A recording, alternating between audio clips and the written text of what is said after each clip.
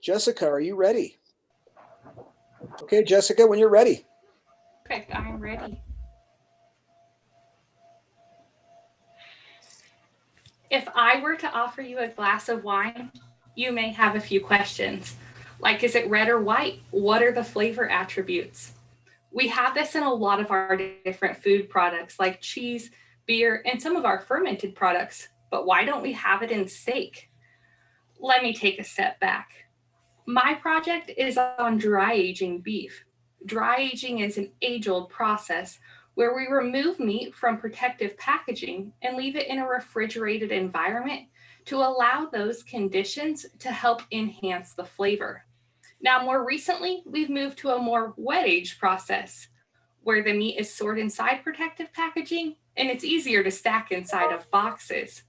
However, my study was the first one to compare differences across dry age products. So, what did we do? Here, the product on the left of your screen was sent out to different commercial aging locations across the United States. There, the product was aged for 45 days and then sent back to the University of Idaho. Once we got the product back here, we determined if there were any differences due to the aging environment. What we found was each of these aging environments has a different environmental condition, just like places across the United States. Despite these differences, all of the steaks were still very similar in terms of tenderness and overall color. Next, we asked consumers like you their opinions of the steaks. And while all consumers found the steaks to be super tender and very flavorful, the really cool part is they identified differences in terms of overall flavor.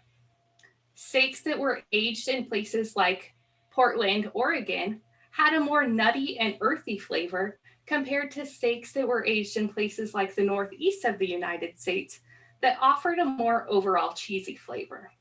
Now, you may be asking, what do we do with all of this information? Well, the cool thing is, next time you sit down to order a steak, you could target a flavor profile you like more. So, the steak that had the cheese flavor is similar to blue cheese. And if that's something you like, you could order that steak and pair it with a good blue cheese salad for a super flavorful eating experience. So, hopefully, next time you sit down to eat a dry aged steak, you can help to celebrate the differences and the uniqueness of the overall process. Thank you. Great. Thank you, Jessica. So interesting topic. What got you into studying dried beef? Yeah, so this is a project that we're collaborating with some industry partners on, and it's a really high end product that we're helping to understand the differences of. And is the goal here to have some kind of a scale, or like you talked about wine, be able to talk about those profiles, and would restaurants then order certain meats with those profiles to then serve? Yeah, so it would be a really cool opportunity to pair it with some different items, or perhaps you and your partner go out for dinner and one of you likes some more mild flavor and the other likes some more robust flavor, really being able to cater those differences to our different consumers. Great.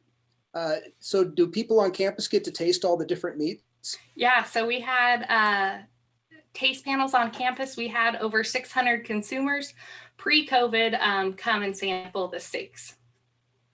I'll have to keep my eye open for the next time you do that. Yeah, we do them on campus all the time here. Okay, thank you, Jessica.